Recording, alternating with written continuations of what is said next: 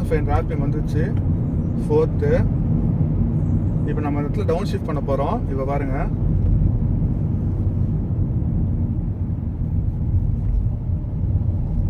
So 3rd,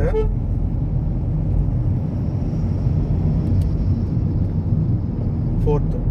so ரொம்ப simple guys. இந்த விஷயத்தை மட்டும் நீங்கள் ரெகுலராக பண்ண ஆரம்பிச்சிட்டிங்கன்னா ரொம்ப ஈஸியாக வந்துடும். நீங்கள் வந்து அப்புறம் மேனுவல் காரையே ஆட்டோமேட்டிக் கார் மாதிரி ஈஸியாக ஓட்டலாம். ஆட்டோமேட்டிக்கில் மட்டும்தான் கம்ஃபர்ட் கிடைக்கும்ன்றது இல்லை, மேனுவலாம் கிடைக்கும். நம்ம எப்படி ஓட்டுறதை பொறுத்து தான் இருக்குது. இப்போ நம்ம லைவாக பார்ப்போம். இப்போ பார்த்தீங்கன்னா 3rd கியரில் இருக்குது. 4th gear மாற்றுறேன். ஒரு ஜர்க்குமே இல்லை. இப்போ 5th மாற்றுறேன். எந்த ஒரு ஜர்க்குமே இல்லை. நெக்ஸ்ட்டு பார்த்தீங்கன்னா டாப்பு மாற்ற போகிறோம். அவ்வளோதான். ஸோ இந்த பொசிஷனை கரெக்டாக வந்து நம்ம தெரிஞ்சுக்கணும், எப்படி வந்து சேஞ்ச் பண்ணணும் அப்படின்ட்டு. ஃப்ரெண்ட்ஸ், இந்த வீடியோவில் ஸ்மூத்தாக எப்படி கியர் ஷிஃப்ட் பண்ணணும், அது இல்லாமல் எப்படி வந்து ஸ்பீடாக கியர் ஷிஃப்ட் பண்ணணும் அப்படின்றத ரொம்ப டீட்டெயிலாக பார்ப்போம். எல்லாருமே பார்த்தீங்கன்னா கார் நல்லா ஓட்டுவோம், பட் ஆனால் கியர் ஷிஃப்ட் பண்ணும்போது பார்த்தீங்கன்னா லைட்டாக ஜர்க்கு வரும். ஒரு சில வாட்டி வண்டி ஜிம்பும். இதனால் வந்து பார்த்தீங்கன்னா காரில் வரவங்களுக்கு அந்தளவுக்கு கம்ஃபர்ட் இல்லை அப்படின்னு சொல்லுவாங்க. ஸோ இந்த வீடியோவில் எப்படி வந்து கியரை வந்து கரெக்டாக ஷிஃப்ட் பண்ணணும், அதே மாதிரி எப்படி வந்து ஸ்பீடாக கியர் ஷிஃப்ட் பண்ணணும் அப்படின்றத டீட்டெயிலாக பார்ப்போம். இந்த மாதிரி ஷிஃப்ட் பண்ணுறதால பார்த்தீங்கன்னா உங்களுக்கு வந்து ஆட்டோமேட்டிக் கியர் வந்து எப்படி சேஞ்ச் ஆகுதோ அதே மாதிரி மேனுவல்லையும் நீங்களும் கியர் சேஞ்ச் பண்ண முடியும். ஸோ வாங்க வீடியோக்குள்ளே போகலாம். ஃபஸ்ட்டு விஷயம், கியர் சேஞ்ச் பண்ணுறதுக்கு முக்கியமான விஷயம் வந்து பார்த்திங்கன்னா 3. ஒன்று வந்து பார்த்திங்கன்னா கிளச்சு, இன்னொன்று வந்து பார்த்திங்கன்னா இந்த மாதிரி கியர் லிவரு, 3rd ஒன் பார்த்திங்கன்னா டைமிங். நம்ம எல்லோரும் பண்ணுற விஷயம் என்னென்னா, நம்ம கிளச்சையும் கியரையும் வந்து கரெக்டாக வந்து என்கேஜ் பண்ணிவிடுவோம், பட் ஆனால் டைமிங் வந்து மிஸ் பண்ணிவிடுவோம். டைமிங் மிஸ் ஆச்சுனாலே பாதி வந்து கியர் ஷிஃப்டிங் வந்து கரெக்டாக நடக்காது. ஃபார் எக்ஸாம்பிள் பாருங்கள், நீங்கள் 2nd கியரில் போயிட்டுருக்கீங்க, அது வந்து பார்த்தீங்கன்னா ரொம்ப லோ ஆர்பிஎம்மில் போயிட்டுருக்கீங்க. சடனாக 3rd கியர் மாற்றுறீங்க அப்படின்னா என்ன ஆகும்னா, 3rd கியர் வந்து கொஞ்சம் திணறி தான் போகும். அதனால் வந்து பார்த்தீங்கன்னா அந்த இடத்துல ஒரு லேக் வந்துடும். அதனால் வந்து பார்த்தீங்கன்னா ஸ்மூத்தான கியர் ஷிஃப்டிங் நடக்காது. அதே மாதிரி ஹையர் ஆர்பிஎம்மில் போகும்போது நீங்கள் சடனாக கியர் ஷிஃப்ட் பண்ணுறீங்கன்னு வச்சுக்கோங்களேன். ஃபார் எக்ஸாம்பிளுக்கு 3rd கியரில் போயிட்டே இருக்கீங்க, நீங்கள் ஹையர் ஆர்பிஎம்மில் போகிறீங்க. அப்போ நீங்கள் கிளச்சை ப்ரெஸ் பண்ணி 4th கியர் மாற்றுறதுக்குள்ளே பார்த்தீங்கன்னா ஹையர் ஆர்பிஎம்மில் லோயர் ஆர்பிஎம் வண்டி வந்துட்டு திருப்பி வந்து ரேஸ் ஆகும். அந்த டைமில் பார்த்தீங்கன்னா பெரிய ஜர்க் ஒன்று வரும். ஸோ இந்த வீடியோவில் எப்படி வந்து அந்த ஜர்க்கை வந்து அவாய்ட் பண்ணுறது அப்படின்றத டீட்டெயிலாக பார்ப்போம். இப்போது நம்மளுக்கு எல்லாருக்கும் தெரிஞ்ச விஷயம் என்னென்னா, கியர் சேஞ்ச் பண்ணும்போது கிளச்சை ப்ரெஸ் பண்ணி தான் கியர் சேஞ்ச் பண்ணணும் அப்படின்றது எல்லாருக்குமே தெரியும். அது இல்லாமல் இந்த கியரோட ஹேண்டில் வந்து எப்படி ஹேண்டில் பண்ணணும் சொல்லி நான் ஒரு டக்குன்னு சொல்லிடுறேன் பாருங்கள். ஸோ தட் உங்களுக்கு வந்து ஈஸியாக இருக்கும். இது வந்து சென்டராக இருக்கிறதால வந்து பார்த்திங்கன்னா 3rd, 4th இப்படி ஆட்டி பார்த்திங்கன்னா நியூட்ரல். ஸோ இது எல்லாருக்குமே தெரியும். ஸோ ஃபஸ்ட்டு கியர் போடும்போது தள்ளி போடுவோம். ஒரு சில பேர் வந்து கியரை இப்படி பிடிச்சி இப்படி தள்ளுறோம்ல, ஆக்சுவலாக இந்த மாதிரி பிடிக்காதீங்க. இந்த தம்பு இருக்குது பாருங்கள், இந்த தம்பை இங்கே வச்சுக்கிட்டு இப்படி தள்ளி இப்படி போடுங்க ஃபஸ்ட்டு. ஓகேங்களா? 2nd கியர் வந்து பார்த்தீங்கன்னா அதே மாதிரி தம்பு இங்கே வச்சுருக்கணும். தம்பை இங்கே ப்ரெஷர் கொடுத்துக்கிட்டு தான் இப்படி போடணும். அப்படி போட்டால் மட்டும்தான் டேரெக்டாக 2nd கியர் விடும். அதே மாதிரி 3rd கியருக்கு வந்து தம்புலாம் தேவையில்லை. இந்த பேக் இருக்குது பாருங்கள், இதை மட்டும் இப்படி லைட்டாக தள்ளிட்டு இப்படி தள்ளினா நியூட்ரலைஸ் சென்டராக வந்துடும். இப்படி தள்ளினா 3rd. ஸோ இப்படி தான் போடணும். இப்படி ஹேண்டில். 4th கியர் வந்து அப்படியே பேக்கு. ஸோ தட் 4th வந்துடும். 5th வந்து பார்த்தீங்கன்னா இந்த சைடு இருந்து தள்ளணும். ஸோ அதனால் என்ன பண்ணுறேன், இப்படி பிடிச்சிக்கிறேன். 4th நியூட்ரலு இப்படி தள்ளி 5th. அதே மாதிரி 6th போடும்போது இங்கேருந்து ப்ரெஷர் கொடுக்கணும். ஸோ ஆனால் இப்படி பிடிக்கிறேன். இது வந்து 6th. ஸோ இப்படி தாங்க கியர் ஹேண்டில் பண்ணணும். நான் சொன்ன மெத்தடை வந்து நீங்கள் சும்மா ட்ரை பண்ணி பாருங்கள். இந்த மாதிரி ட்ரை பண்ணிவிட்டு ரன்னிங்கில் நீங்கள் கியர் ஷிஃப்ட் பண்ணும்போது கரெக்டாக வரும். இது ஒரு ஃபஸ்ட்டு மெத்தடு. செகண்ட் விஷயம் என்ன பண்ணணும் அப்படின்னு பார்த்தீங்கன்னா, கரெக்டான ஆர்பிஎம்மில் கியர் ஷிஃப்ட் பண்ணணும். ஃபார் எக்ஸாம்பிளுக்கு உங்களுக்கு தெரியலனா இந்த ஆர்பிஎம் மீட்டரில் கரெக்டாக ஒரு இது மார்க்கிங் வச்சுக்கோங்க. நான் இப்போ என்ன சொல்கிறேன்னா 1500 ஆர்பிஎம் வச்சுக்கோங்களேன். அது 1க்கும் 2க்கும் சென்டராக இருக்குது பாருங்கள், அதுதான் வந்து மாட்ரேட்டான ஆர்பிஎம். அந்த ஆர்பிஎம் வச்சுக்கோங்க. அந்த ஆர்பிஎம் வரும்போது கியர் ஷிஃப்ட் பண்ணுங்கள். அப்போ வந்து பார்த்தீங்கன்னா உங்களுக்கு கரெக்டாக வந்து கியர் ஷிஃப்டிங் வந்து கரெக்டாக நடக்கும்.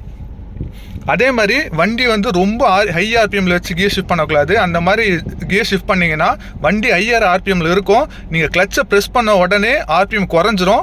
அதுக்கப்புறம் வந்து அந்த குறையும் போது பார்த்தீங்கன்னா ஒரு லேக் வரும், ஐ மீன் வந்து ஒரு ஜர்க்கு வரும். அதுக்கப்புறம் நீங்கள் கியர் அடுத்த கியரில் போட்டு ஆக்சிலேட் கொடுக்கும்போது பெரிய ஜர்க்கு வரும். ஸோ அதனால் எப்பயுமே ஹையர் ஆர்பிஎம்மில் கியர் சேஞ்ச் பண்ணாதீங்க, லோவர் ஆர்பிஎம்மில் கியர் சேஞ்ச் பண்ணாதீங்க. ஸோ வாங்க இப்போ லைவாக பார்ப்போம். இப்போ பார்த்தீங்கன்னா நான் கிளச்சை ப்ரெஸ் பண்ணிட்டேன். நான் சொன்ன மாதிரி தம்பு இப்படி வச்சுக்கிறேன். நான் ஃபஸ்ட்டு ஸ்லோவாக பண்ணி காட்டுறேன், அதுக்கப்புறம் ஸ்பீடாக பண்ணி காட்டுறேன். இப்படி தள்ளுறேன். ஃபஸ்ட்டு கியர் போட்டாச்சு. கிளச்சை லைட்டாக ரிலீஸ் பண்ணிவிட்டு வண்டி வந்து மூவ் ஆகுது. பார்த்தீங்களா தெரியும், கரெக்டாக 1500 ஆர்பிஎம் வந்தோடனே நான் வந்து பார்த்தீங்கன்னா 2nd கியர் மூவ் பண்ணிட்டேன். அதே மாதிரி வண்டி கரெக்டாக பார்த்தீங்கன்னா 1500 ஆர்பிஎம் வருது. 3rd கியர் இப்போ ஆர்பிஎம் மட்டும் கரெக்டாக நோட் பண்ணுங்கள். 4th gear. ஸோ இந்த மாதிரி வந்து ஆர்பிஎம்மை பார்த்து ஓட்டும் போது பார்த்தீங்கன்னா ஃபஸ்ட்டு வந்து உங்களுக்கு வந்து எப்போ கியர் சேஞ்ச் பண்ணணும் அப்படின்ற டெக்னிக் தெரிஞ்சிடும். இப்போ வந்து பார்த்தீங்கன்னா 5th கியர். அப்படி தெரியாதவங்களுக்கு இந்த மாதிரி ரைட் சைடு வந்து பார்த்தீங்கன்னா இந்த டிஸ்பிளே ஆகும். ஆனால் அது எல்லா கார்லேயுமே டிஸ்பிளே ஆகாது. ஸோ அதனால் வந்து நான் அதை ரெஃபரன்ஸாக வச்சு சொல்லிக் கொடுக்கல, உங்களுக்கு வந்து இதை மட்டும் தான் ரெஃபரன்ஸாக வச்சு சொல்லிக் கொடுக்குறேன். இப்போ பார்த்தீங்கன்னா நம்ம 50 கியரில் போயிட்டுருக்கோம். இன்னும் பார்த்தீங்கன்னா நம்ம 1500 வந்து தொடலை.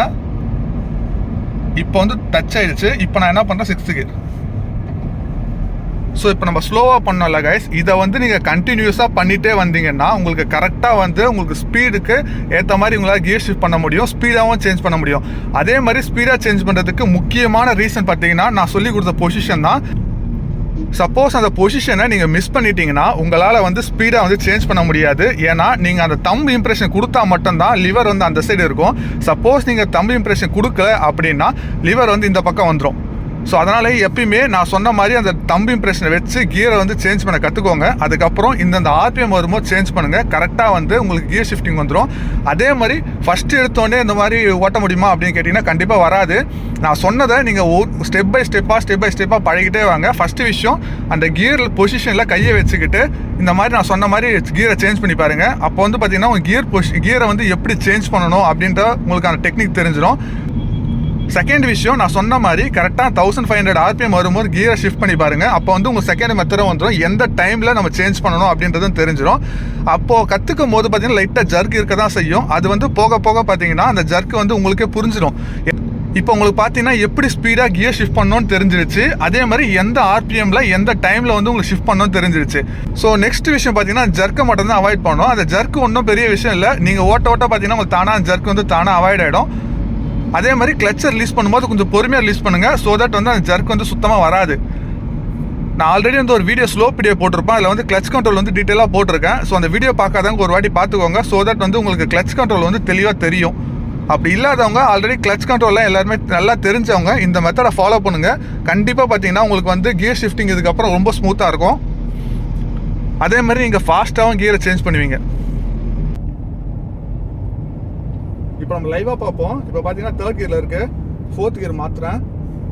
ஒரு ஜர்க்குமே இல்லை. இப்போ 5th மாற்றுறேன். எந்த ஒரு ஜர்க்குமே இல்லை. நெக்ஸ்ட்டு பார்த்தீங்கன்னா டாப்பு மாற்ற போகிறோம்.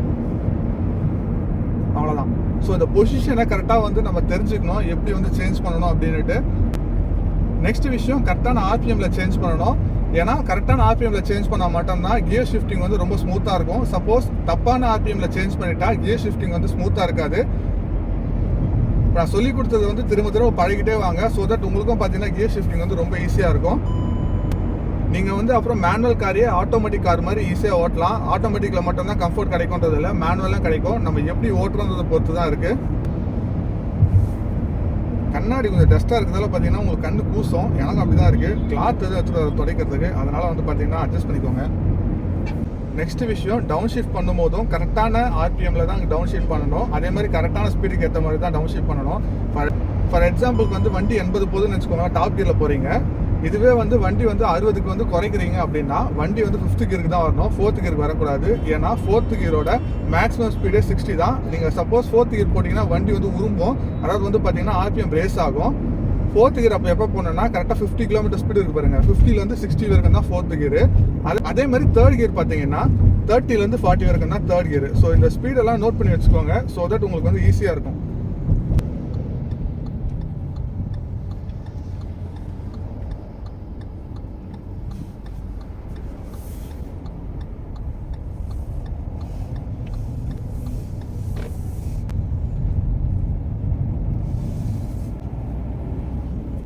இப்போ 3rd போடுறோம்.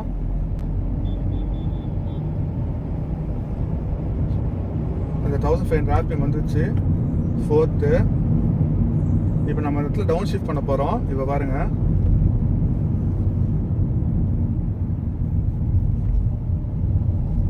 So 3rd.